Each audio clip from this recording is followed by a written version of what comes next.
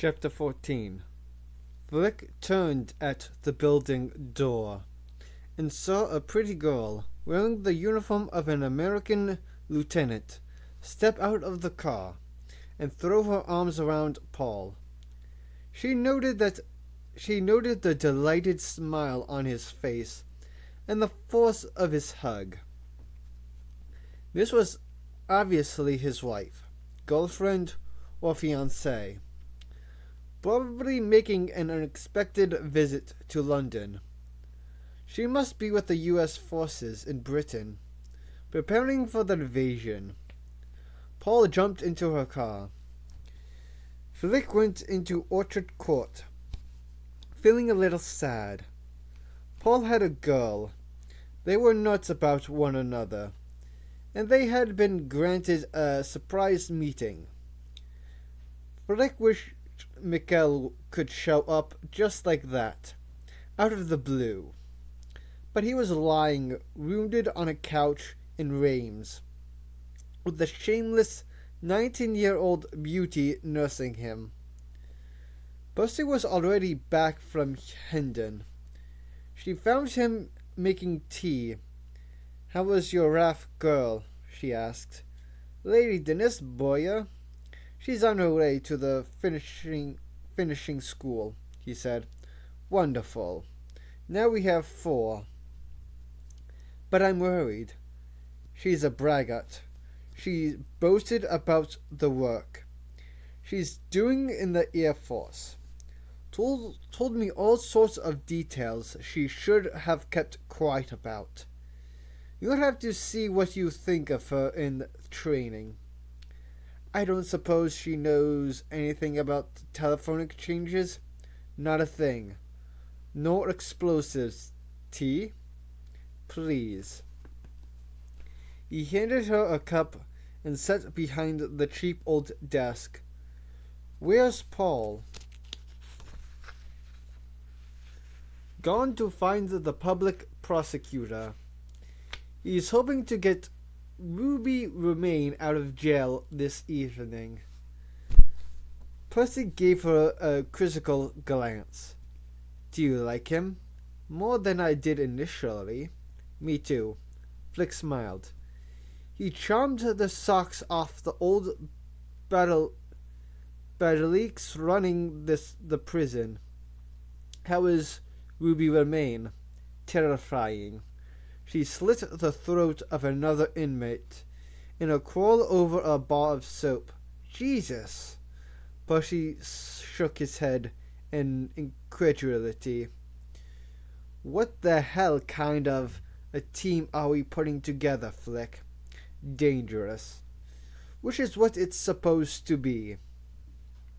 "That's not the problem. Besides, the way things are going, we may have the luxury of eliminating the least satisfactory 1 or 2 during training.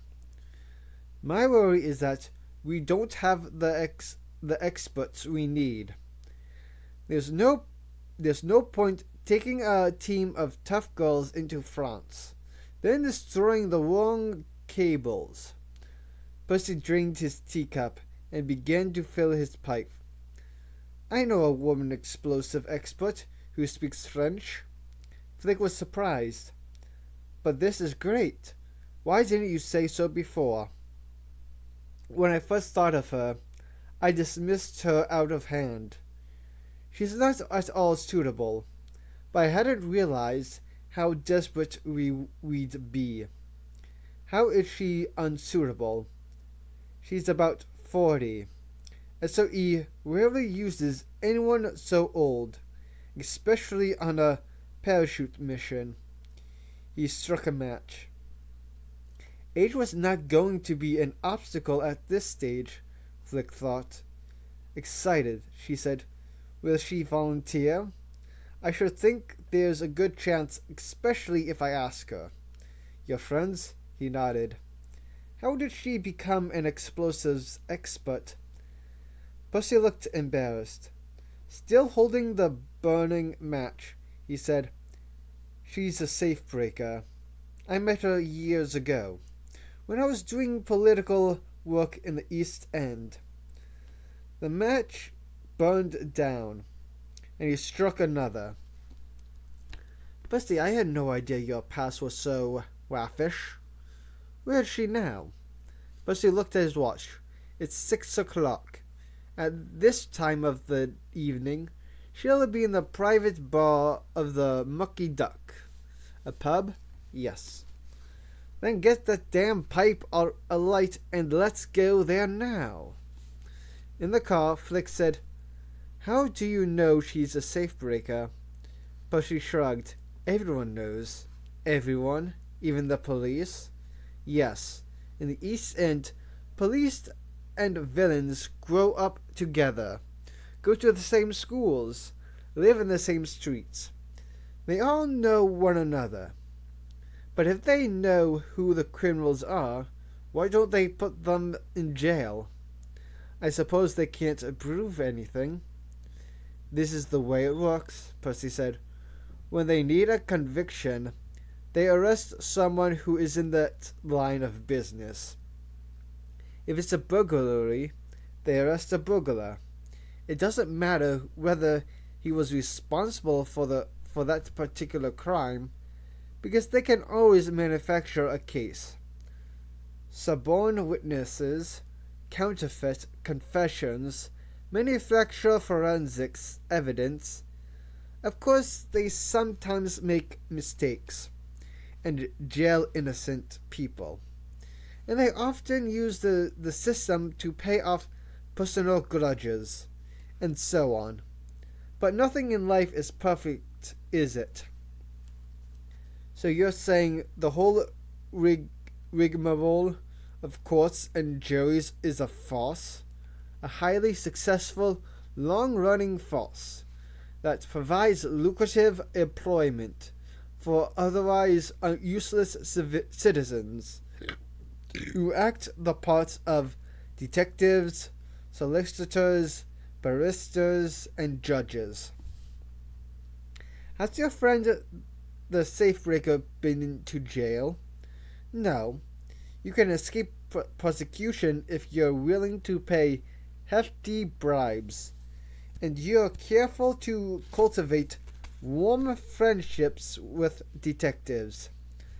Let's say you live in the same street as Detective Inspector Callahan's dear old mum. You drop in once a week, ask her if she needs any shopping done. Look at photos of her grandchildren. Makes it hard for D.I. Callahan to put you in jail. Flick thought of the story Ruby had told a few hours ago. For some people, life in London was almost as bad as being under the Gestapo. Could things really be so different from what she had imagined? I can't tell you if you're serious, she said to Percy. I don't know what to believe. Oh, I'm serious, he said with a smile. But I don't expect you to believe me. They were in Stepney, not far from the docks. The bomb damage here was the worst Flick had seen. Whole streets were flattened. Percy turned into a narrow cul-de-sac and parked outside a pub. Mucky Duck was a humorous sobriquet. The pub was called the White Swan. The private bar was not private, but was so called to distinguish it from the public bar, where there was sawdust on the floor, and the beer was a penny a pint cheaper. Flick found herself thinking about explaining these idiosyncrasies to Paul. He would be amused. Geraldine at night sat on a stool at the end of the bar, looking as if she might own the place. She had vivid blonde hair and heavy makeup, expertly applied. Her plump figure had the apparent firmness that could only have come from a corset. The cigarette burning in the ashtray bore a ring of bright lipstick around the end. It was hard to imagine anyone who looked less like a secret agent, Flick thought despondently. Percy thought, as I live and breathe, the woman said. She sounded like a cockney who had been to elocution lessons. What are you doing slumming around here? You bloodied old communist. She was obviously delighted to see him. Hello, Jelly. Meet my friend Flick, Percy said. Pleased to know you, I'm sure, she said, shaking Flick's hand. Jelly? Flick inquired. No one knows where I got that nickname. Oh, said Flick. Jelly Knight Gelegnite. Jelly ignored that. I'll have a gin and it. Pussy while you're buying. Flick spoke to her in French.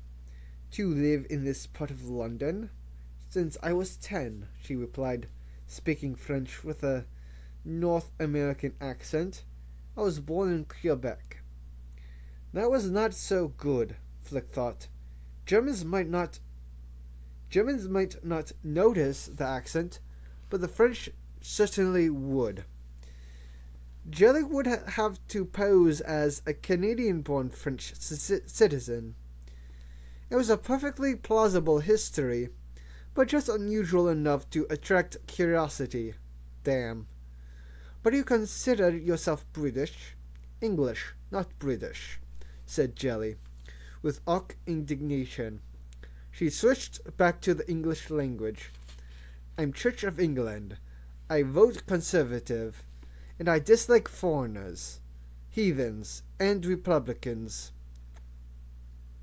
With a glance at Percy, she added, Present company accepted, of course. Percy said, You ought to live in Yorkshire, on a hill farm, some place where they haven't seen a foreigner since the Vikings came. I don't know how you can bear to live in London, surrounded by Russian Bolsheviks, German Jews, Irish Catholics, and nonconformist Welsh men, building little chapels all over the place, like moles disfiguring the lawn. London's not what it was, Perce. Not what it was when you were a foreigner. This was obviously a familiar old argument. Flick interrupted it impatiently. I'm very glad to hear that you're so patriotic, Jelly. And why would you be interested in such a thing, may I ask? Because there's something you could do for your country. Percy put it in. I told Flick about your expertise, Jelly. She looked at her vermilion fingernails. Discretion, Percy, please. Discretion is the better part of valor. It says in the Bible. Flick said, I expect you know that there have been some fascinating recent developments in the field. Plastic explosives, I mean. I try to keep up to date, Jelly said with airy modesty. Her expression changed, and she looked shrewdly at Flick. This is something to do with the war, isn't it? Yes. Count me in. I'll do anything for England. You'll be away for a few days. No problem. You might not come back. What the hell does that mean? It will be very dangerous, Flick said quietly. Jelly looked dismayed. Oh, she swallowed. Well, that makes no difference, she said unconvincingly. Are you sure? Jelly looked thoughtful, as if she were calculating. You want me to blow something up? Flick nodded silently. It's not overseas, is it? Could be. Jelly paled beneath her makeup. Oh, my Gordon. You want me to go to France, don't you? Flick said nothing. Behind enemy lines, God's truth. I'm too bloody old for that sort of thing. She hesitated. I'm 37. She was about 5 years older than that. Flick thought, but she said, well, we're almost the same age. I'm nearly 30. We're not too old for a bit of adventure, are we? Speak for yourself, dear. Flick's heart sank. Jelly was not going to agree. The whole scheme had been misconceived. She decided it was never going to be possible to find a woman who could do these jobs and speak perfect French. The plan had been doomed from the start. She turned away from Jelly. She felt like crying. Percy said, Jelly, we're asking you to do a job that's really crucial for the war effort. Pull the other leg, Percy. It's got bells on, she said. But her mockery was half-hearted, and she looked solemn. He shook his head. No exaggeration. It could make a difference to whether we win or lose. She stared at him, saying nothing. Conflict twisted her face into a grimace of indecision. Percy said, and you're the only person in the country who can do it. Get off, she said skeptically. You're a female safe-breaker who speaks French. How many others do you think there are? I'll tell you, none. You mean this, don't you? I was never more serious in my life. Bloody hell, Percy. Jelly fell silent. She did not speak for a long moment. Flick held her breath. At last Jelly said, All right, you bastard, I'll do it. Flick was so pleased she kissed her. Percy said, God bless you, Jelly. Jelly said, When do we start? Now, said Percy.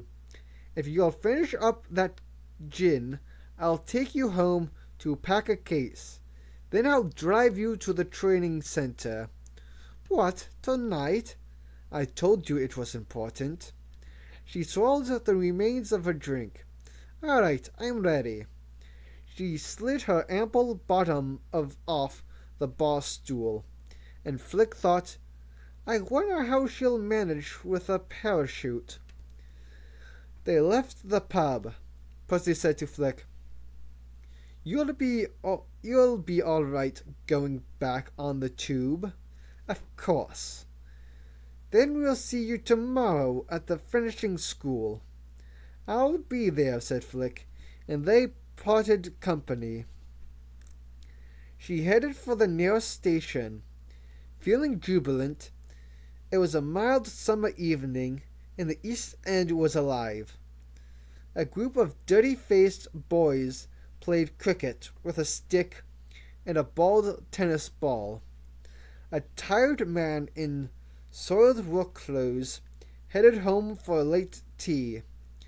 A uniformed soldier on leave with a packet of cigarettes and a few shillings in his pocket strode along the pavement with a jaunty air, as if all the world's pleasures were his for the taking.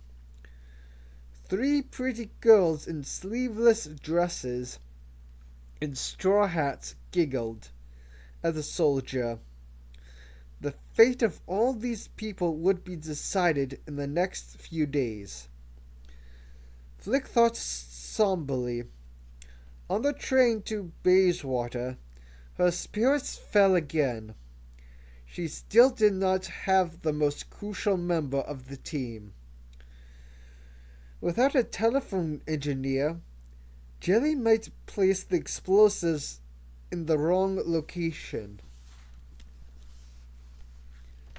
They would still do damage, but if the damage could be repaired in a day or two, the enormous effort and risk of life would have been wasted. When she returned to her bed-sitting room, she found her brother, Mark, waiting there. She hugged and kissed him. "What a nice surprise," she said. "I've got a night off, so I thought I'd take you for a drink," he said. "Where's Steve?" "Giving his Iago to the troops in Lyme Regis.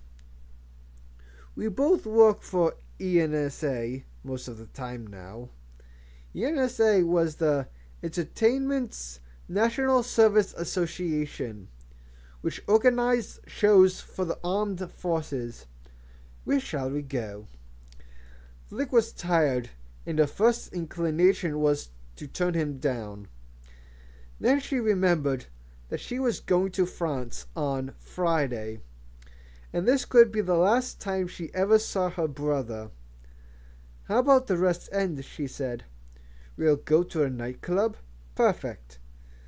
They left the house and walked arm in arm along the street. Flick said, "I saw Ma this morning." "How is she?" "All right, but she hasn't softened her attitude to you and Steve. I'm sorry to say. I didn't expect it. How did you happen to see her?" "I went down to Summer's home. It would take too long to explain why." "Something hush-hush, I suppose." She smiled acknowledgment, then sighed as she remembered her problem.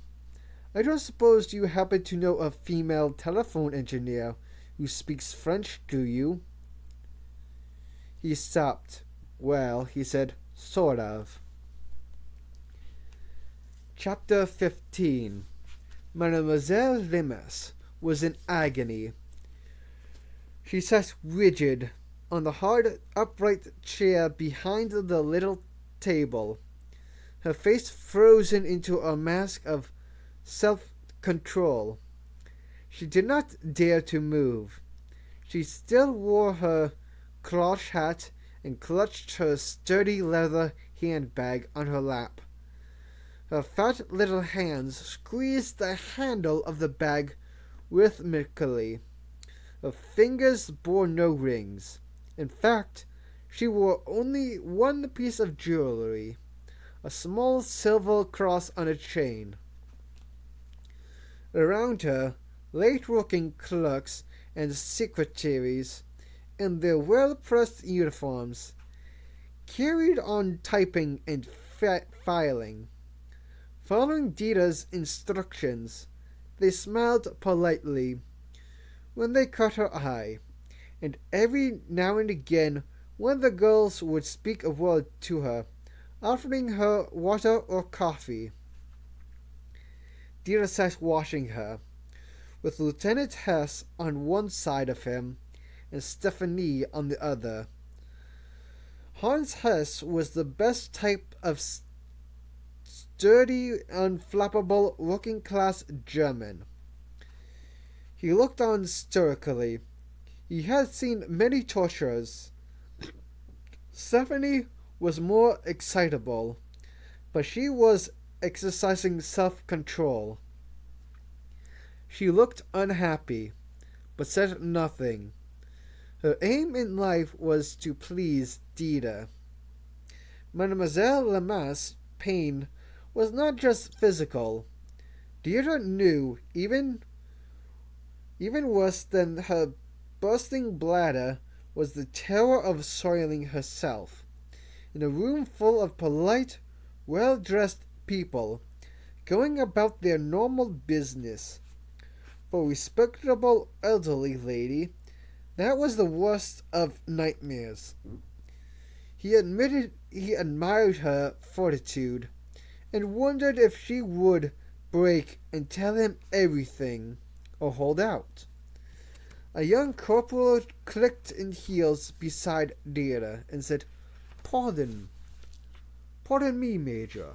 I have been sent to ask you to step into Major Rebel's office." Dita considered sending a reply saying, "If you want to talk to me, come and see me." but he decided there was nothing to be gained by being combative before it was strictly necessary. Rubber might even become a little more cooperative if he was allowed to score a few points. Very well, he turned to Hess. Hans, you'll know what to ask her if she breaks. Yes, Major. In case she doesn't, Stephanie, would you go to the cafe des Sports and get me a bottle of beer and a glass, please? Sports and... Of course, she seemed grateful for a reason to leave the room. Deirdre followed the corporal to Willie Rebel's office. It was a grand room at the front of the chateau, with 3 tall windows overlooking the square. Deirdre gazed out at the sun, setting over the town. The slanting light picked out the curved arches and buttresses of the medieval church. He saw Stephanie crossing the square in her high heels, walking like a racehorse, dainty and powerful at the same time. Soldiers were at work in the square, erecting 3 stout wooden pillars in a near row. Deirdre frowned. A firing squad? For the 3 terrorists who survived Sunday's skirmish, Weber answered. I understand you have finished interrogating them. Deirdre nodded. They have told me all they know. They will be shot in public as a warning to others who may think of joining the resistance. Good idea, Deirdre said. However, though, Gaston is fit. Both Bertrand and Genevieve are seriously injured. I would be surprised if they can walk. Then they will be carried to their fate. But I did not summon you to discuss them. My superiors in Paris have been asking me what further progress has been made. And what do you tell them, really? That after 48 hours of investigation, you have arrested one old woman who may or may not have sheltered Allied agents in her house, and who has so far told us nothing. And what would you wish to tell them? Weber banged his desk theatrically. That we have broken the back of the French resistance. That may take longer than 48 hours. Why don't you torture this old cow? I am torturing her. By refusing to let her go to the toilet? What kind of torture is that? In this case, the most effective one, I believe. You think you know best. You always were arrogant. But this is the new Germany, Major. You are no longer assumed to have superior judgment just because you are the son of a professor. Don't be ridiculous. Do you really think you would have become the youngest ever head of the Cologne Criminal Intelligence Department if your father had not been an important man in the university? I had to pass the same exams as everyone else. How strange that other people just as capable as you never seem to do quite so well. Was that the fantasy Rebbe told himself? For God's sake, really. You can't believe the entire Cologne police force conspired to give me better marks than you because my father was professor of music. It's risible. Such things were commonplace in the old days, Deirdre sighed. Weber was half right. Patronage and nepotism had existed in Germany. But that was not why he really had failed to win promotion. The truth was that he was stupid. He would never get on anywhere except in an organization where fanaticism was more important than ability. Deirdre had enough of this stupid talk Don't worry about Mademoiselle Lemas, he said. She'll talk soon. He went to the door. And we will break the back of the French resistance too. Just wait a little longer. He returned to the main office. Mademoiselle Lemas was now making low moaning noises. Weber had made Dira impatient, and he decided to speed up the process. When Stephanie returned, he put the glass on the table, opened the bottle, and poured the beer slowly in front of the prisoner. Tears of pain squeezed from her eyes and rolled down her plump cheeks. Deirdre took a long drink of beer and put the glass down. Your agony is almost over, mademoiselle, he said. Relief is at hand. In a few moments you will answer my questions. Then you will find ease. She closed her eyes. Where did you meet the British agents? He paused. How do you recognize one another? She said nothing. What is the password? He waited a moment, then said, have the answers ready in the forefront of your mind and make sure they are clear, so that when the time comes, you can tell me quickly, without hesitation or explanations. Then you can seek rapid release from your pain. He took the keys to the handcuffs from his pocket. Hans held her wrists firmly. He bent down and unlocked the cuffs that fastened her ankle to the table leg. He took her by the arm. Come with us, Stephanie, he said. We are going to the ladies' toilet. They left the room, Stephanie leading the way, Dieter and Hans holding the prisoner, who hobbled along with difficulty, bent at the waist, biting her lip. They went to the end of the corridor and stopped at a door marked Damen. Mademoiselle Lamas groaned loudly when she saw it. Dieter said to Stephanie, open the door. She did so. It was a clean, white-tiled room, with a wash basin, a towel on a rail, and a row of cubicles.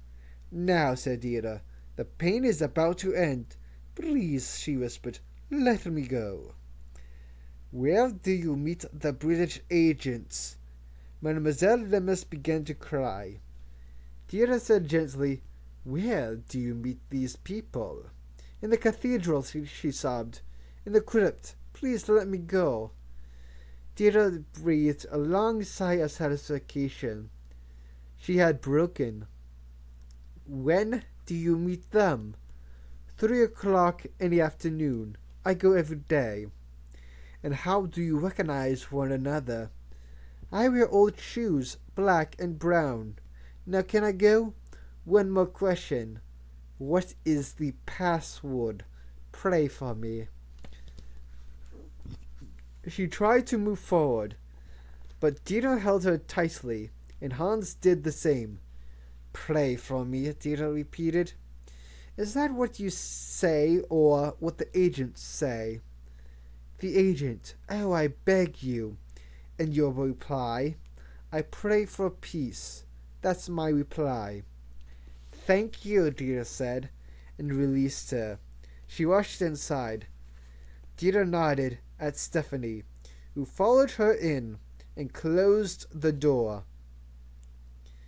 He could not conceal his satisfaction. There, Hans. We make progress. Hans, too, was pleased. The cathedral crypt, 3 p.m., any day. Black and brown shoes, pray for me. And the response, I pray for peace. Very good. When they come out, put the prisoner in a cell and turn her over to the Gestapo. They'll arrange for her to disappear into a camp somewhere. Hans nodded. It seems harsh, sir. Her being an elderly lady, it does. Until you think of the German soldier and the French civilians killed by the terrorists she sheltered. Then it seems hardly punishment enough. That does throw a different light on it. Yes, sir. You see how one thing leads to another, Dieter said reflectively. Gaston gives us a house. The house gives us Mademoiselle Lemasse. She gives us the crypt, and the crypt will give us. Who knows?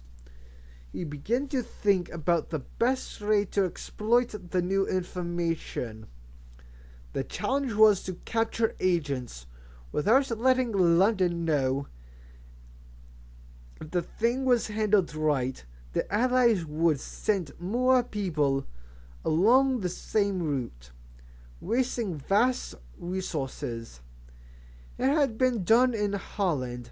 More than 50 expensively trained saboteurs had parachuted straight into the arms of the Germans. Ideally, the next agent sent by London would go to the crypt of the cathedral and find Mademoiselle Lemasse waiting there. She would take the agents home, and he would send a wireless message to London, saying all was well. Then when he was out of the house, Dieter could get hold of his code books.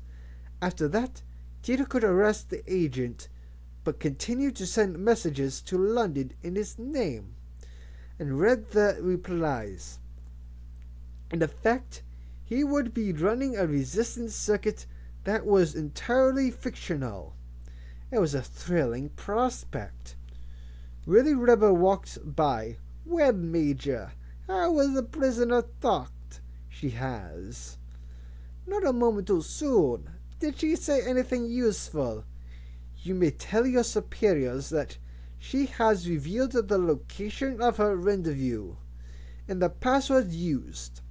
We can pick up any further agents as they arrive. Weber looked interested, despite his hostility. And where is the rendezvous? Dieter hesitated. He would have preferred not to tell Weber anything, but it was difficult to refuse without giving offense, and he needed the man's help. He had to tell him. The cathedral crypt, afternoon at 3. I shall inform Paris, Weber walked on. Dieter resumed, thinking about his next step. The house in the Rue du Bois was a cutout. No one in the Bollinger circuit had met Mademoiselle Lemasse. Agents coming in from London did not know what she looked like. Hence the need for recognition signals and passwords. If he could get someone to impersonate her, but who? Stephanie came out of the ladies' toilet with Mademoiselle Lemasse. She could do it. She was much younger than Mademoiselle Lemasse, and looked completely different. But the agents would not know that. She was obviously French. All she had to do was take care of the agents for a day or so. He took Stephanie's arm. Hans would deal with the prisoner now. Come, let me buy you a glass of champagne. He walked her out of the chateau. In the square the soldiers had done their work, and the 3 stakes threw long shadows in the evening light. A handful of local people stood silent and watchful outside the church door. Dieter and Stephanie went into the cafe. Dieter ordered a bottle of champagne. Thank you for helping me today, he said. I appreciate it. I love you, she said, and you love me. I know even though you would never say it. But how do you feel about what we did today? You're French. And you have the grandmother whose race we mustn't speak of. And as far as I know, you're not a fascist." She shook her head violently. "I no longer believe in nationality or race or politics," she said passionately. "When I was arrested by the Gestapo, no French people helped me. No Jews helped me. No socialists or liberals or communists either. And I was so cold in that prison." Her face changed. Her lips lost the sexy half-smile she wore most of the time, and the glint of teasing invitation went from her eyes. She was looking at another scene in another time. She crossed her arms and shivered. Although it was a warm summer evening, not just cold on the outside, not just the skin, I felt cold in my heart, and my bowels and my bones. I felt I would never be warm again. I would just go cold to my grave. She was silent for a long moment, her face drawn up pale, and Dina felt at that instant that war was a terrible thing. Then she said, "I'll never forget the fire in your apartment. A cold fire. I had forgotten what it was like to feel that blazing warmth. It made me human again." She came out of her trance. "You saved me. You gave me food and wine. You bought me clothes," she smiled. Her old smile. The one that said, "You can if you dare." "And you loved me, in front of that cold fire." He held her hand. "It wasn't difficult. You kept me safe in a world where almost no one is safe. So now I believe only in you." "If you really mean that, of course." "There's something else you could do for me." "Anything." "I want you to impersonate Mademoiselle Lemasse." She raised one perfectly plucked eyebrow. "Pretend to be her? Go to the cathedral crypt every afternoon at 3 o'clock, wearing one black shoe and one brown? When someone approaches you and says, 'Pray for me,' reply, 'I pray for peace.' Take the person to the house in the Rue du Bois, then call me." It sounds simple. The champagne arrived, and he poured 2 glasses. He decided to level with her. It should be simple. But there is a slight risk. If the agent has met Mademoiselle Lemasse before, he will know you're an impostor. Then you could be in danger. Will you take that chance? Is it important to you? It's important for the war. I don't care about the war. It's important to me too. Then I'll do it." He raised his glass. "Thank you," he said. They clinked glasses and drank. Outside in the square there was a volley of gunfire. Dieter looked through the window. He saw 3 bodies tied to the wooden pillars, slumped in death, a row of soldiers lowering their rifles, and a crowd of citizens looking on, silent and still. Chapter 16. Wartime austerity had made little real differences to Soho, the red light district in the heart of London's West End. The same group of young men staggered through the streets, drunk on beer. The most of them were in uniform. The same painted girls in tight dresses strolled along the pavements, eyeing potential customers. The illuminated signs of outside clubs and bars were switched off because of the blackout, but all the establishments were open. Mark and Flick arrived at the Crisscross Club at 10 o'clock in the evening. The manager, a young man wearing a dinner jacket with a red bow tie, greeted Mark like a friend. Flick's spirits were high. Mark knew a female telephone engineer. Flick was about to meet her, and she felt optimistic.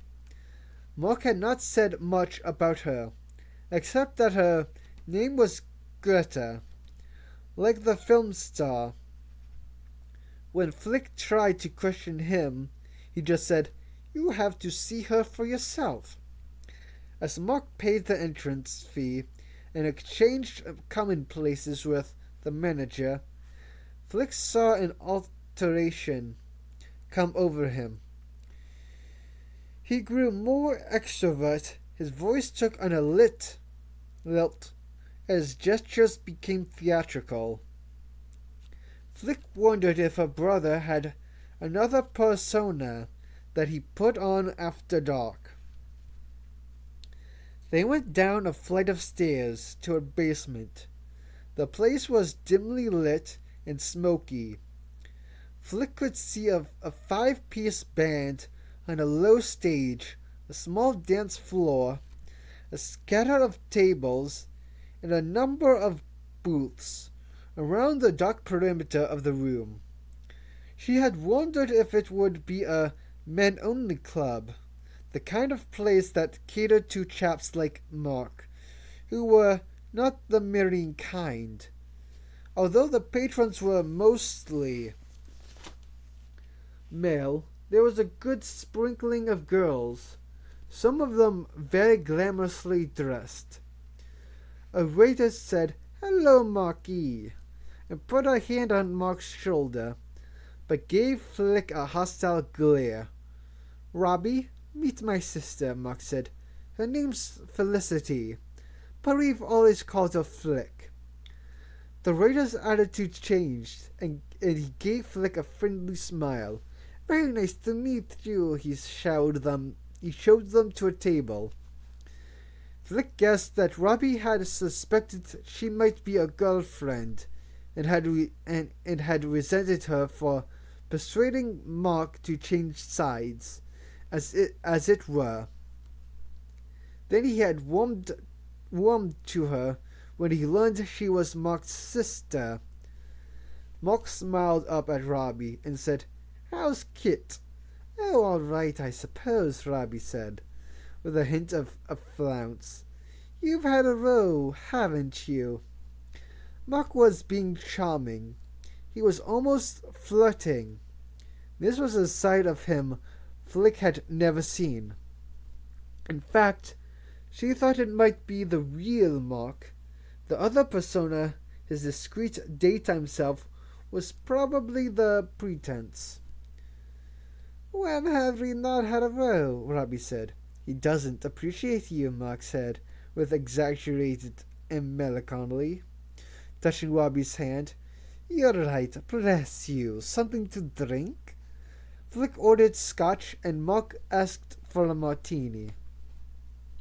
Flick did not know much about men such as these. She had been introduced to Mark's friend, Steve, and had visited the flat they shared, but had never met any of their friends. Although she was madly curious about their world, it seemed prurient to ask questions. She didn't even know what they called themselves. All the words she knew were more or less unpleasant: queer, homo, fairy Nancy boy. She said, "What do you call men who, prefer men?" He grinned. "Musical, darling," he said, waving his hand in a feminine gesture. I must remember that, Flick thought. Now I can say to Mark, "Is he musical?" She had learned the first word of their secret code. A tall blonde in a red cocktail dress came swishing onto the stage to a burst of applause. "This is Greta," said Mark. She's a telephone engineer by day. Greta began to sing, "Nobody knows you when you're down and out." She had a powerful, bluesy voice, but Flick noticed immediately that she had a German accent. Shouting into Mark's ear over the sound of the band, she said, "I thought you said she was French." "She speaks French," he corrected, "but she's German." Flick was bitterly disappointed. This was no good. Greta would have just as much of a German accent when she spoke French. The audience loved Greta, clapping each number enthusiastically, cheering and whistling when she accompanied the music with bumping grind movements. But Flick could not relax and enjoy the show. She was too worried she still did not have her telephone engineer, and she had wasted the latter half of the evening coming here on a wild goose chase. But what was she going to do? She wondered how long it would take her to pick up the rudiments of telephone engineering herself. She had no difficulty with technical things. She had built a radio at school. Anyway, she needed to know only enough to destroy the equipment effectively. Could she do a 2-day course, maybe with some people from the General Post Office?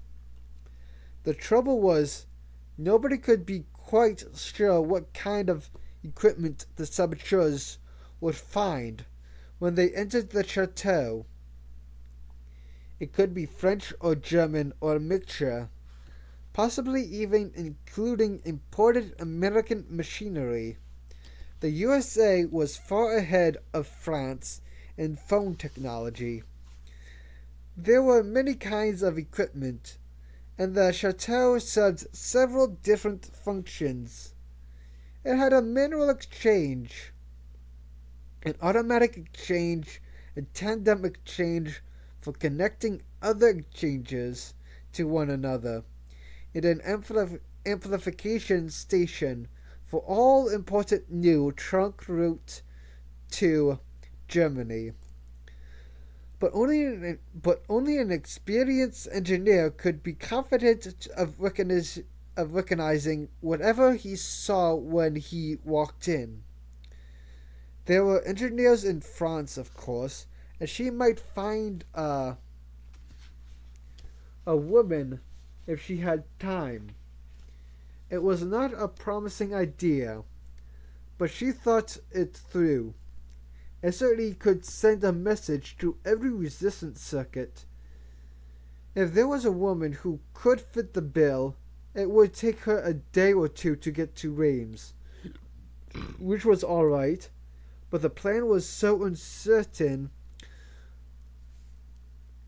Was there a woman telephone engineer in the French resistance?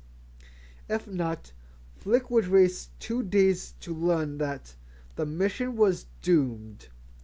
No, she needed something more sure. She thought again about Greta. She could not pass for French. The Gestapo might not notice her accent, since they spoke French the same way. But the French police would. Did she have to pretend to be French? There were plenty of German women in France, officers' wives, young women in the armed services, drivers and typists, and wireless operators. Flick began to feel excited again. Why not? Greta could pose as an army secretary. No, that could cause problems.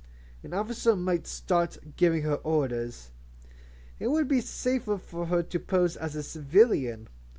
She could be the young wife of an officer, living with her husband in Paris. No, Vichy.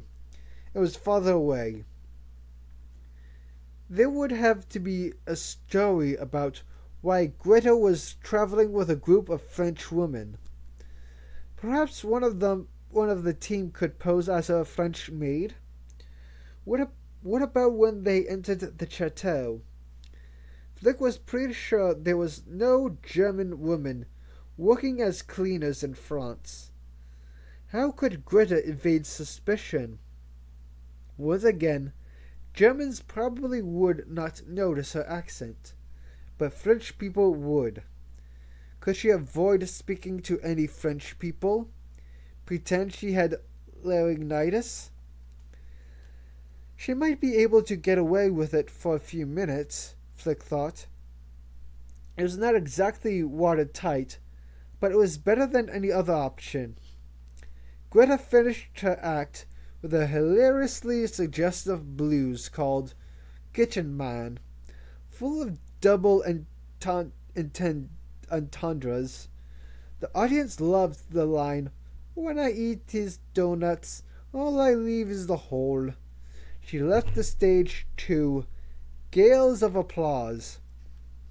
Mark got up, saying, "We can talk to her in her dressing room."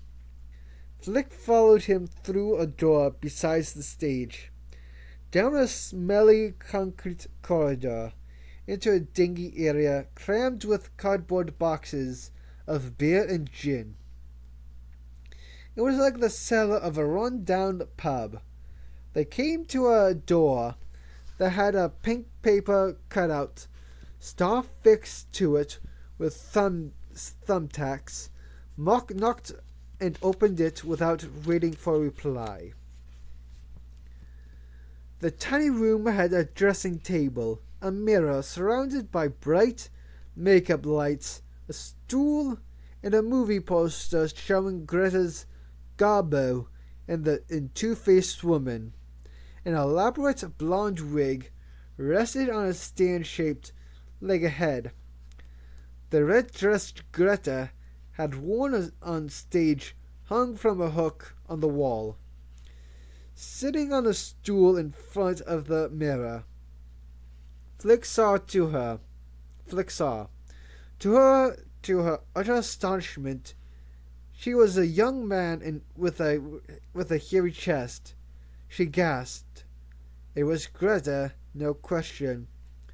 The face was heavily made up with vivid lipstick and false eyelashes, plucked eyebrows, and a layer of makeup, hiding the shadow of a dark beard. The hair was cut brutally short, no doubt to accommodate the wig. The false bosom was presumably fixed inside the dress, but Greta still wore a half-slip stockings and red high-heeled shoes. Flick rounded on Mark. "You didn't tell me," she accused. He laughed delightedly. "Flick, meet Gerard," he said. "He loves it when people don't realize." Flick saw that Gerard was looking pleased. Of course he would be happy that she had taken him for a real woman. It was a tribute to his art. She did not need to worry that she had insulted him. But he was a man, and she needed a woman, telephone engineer. Flick was painfully disappointed. Greta would have been the last piece in the jigsaw, the woman who made the team complete. Now the mission was in doubt again. She was angry with Mark. "This was so mean of you," she said. "I thought you'd solved my problem, but you were just playing a joke." "It's not a joke," Mark said indignantly. "If you needed a woman, take Greta." "I couldn't," Flick said. "It was a ridiculous idea." Or was it? Greta had convinced her. She could probably do the same to the Gestapo. If they arrested her and stripped her, they would have learned the truth. But if they got to the stage, it was generally all over anyway. She thought of the hierarchy at SOE.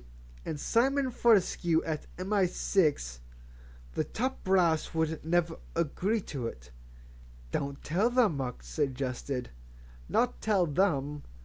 Flick was at first shocked, then intrigued by that idea. If Greta was to fool the Gestapo, she ought to also to be able to deceive everyone at SOE. Why not? Said Mark. Why not? Flick repeated. Gerard said, Mark, sweetie, what is all this about? His German accent was stronger in speech than in song. I don't really know, Mark told him. My sister's involved in something hush-hush. I'll explain, Flick said. But first, tell me about yourself. How did you come to London? Well, sweetheart, where shall I begin? Gerard lit a cigarette. I'm from Hamburg, 12 years ago, when I was a boy of 16 and an apprentice telephone engineer. It was a wonderful town.